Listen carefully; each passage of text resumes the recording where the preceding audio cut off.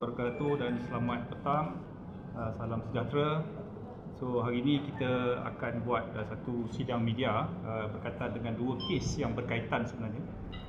Yang pertama ialah kes melibatkan Nur Haslinda binti Abdullah dan Muhammad Azlan bin Kamiran ataupun lebih ditulis okay. Dan juga Haslinda ni dikenali sebagai Nilam Otis. So, kedua-dua mereka ni adalah plaintiff yang memfailkan saman terhadap Cik Pia, Nur Sofia binti Johari.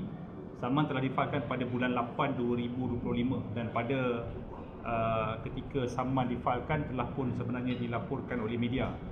Cuma kita memanggil sidang media ini kerana kita nak update wartawan dan juga semua pihak di luar sana berkaitan dengan apakah status progres kes tersebut. Dan kita telah memfailkan satu permohonan untuk membatalkan saman dan penyataan tuntutan plaintiff kedua Azlan bin Kamiran ni kita failkan kerana kita telah membuat pemeriksaan dan kita mendapati yang plaintiff kedua ni adalah seorang undischarged bankrupt. Maknanya telah pun muflis lah, dalam bahasa pasarnya muflis, seorang bankrupt. Jadi bila dia bankrupt, dia sebelum memfailkan saman, dia sepatutnya memperoleh satu sanksi daripada Jabatan Insolvensi. Jadi kita tengok dalam penyataan tuntutan tu kita tak nampak apa-apa sanksi diperolehi. Jadi kita failkan permohonan untuk membatalkan saman saudara Azlan Komeng ini terhadap Cik Pia atas alasan beliau merupakan seorang yang bankrupt dan beliau perlu mendapatkan sanksi terlebih dahulu. Okey. Dan ianya selaras dengan Seksyen 38(1) Akta Insolvensi, di mana apabila seorang bankrupt nak memulakan apa-apa tindakan di mahkamah, dia perlu mendapatkan kebenaran daripada Ketua Pengarah Insolvensi, iaitu kita namakan sebagai sanksi lah, sanction dia perlu dapatkan terlebih dahulu.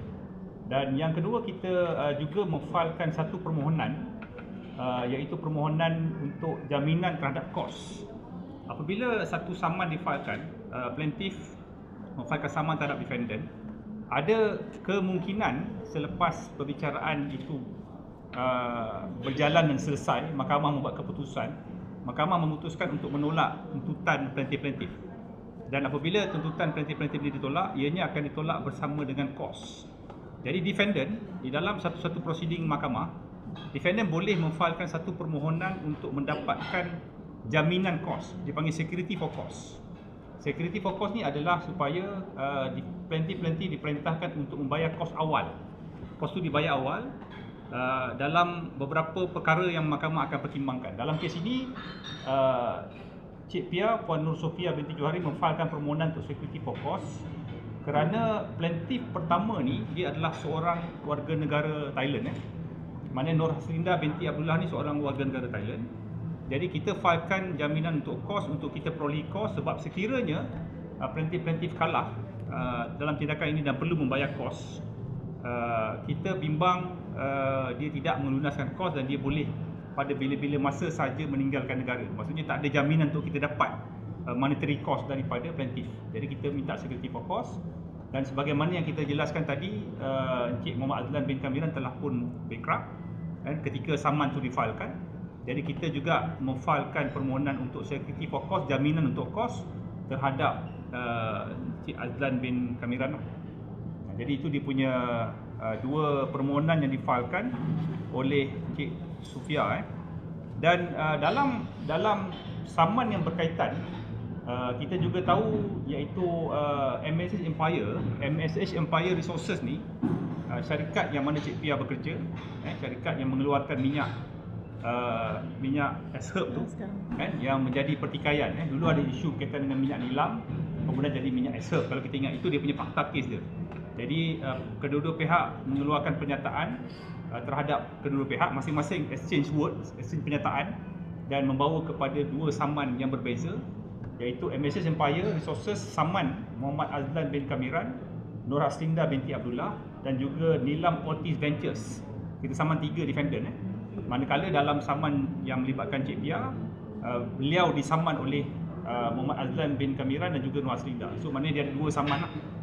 juga difailkan pada bulan 8 2025. Kedua saman ni duduk bulan 8 2025. Dan bagi saman MS Empire ni, kita memfailkan satu permohonan untuk injunksi bagi membolehkan mahkamah memerintahkan defendant pertama dan kedua ni untuk tidak lagi mengulangi pernyataan yang dikeluarkan semasa sidang media yang lepas.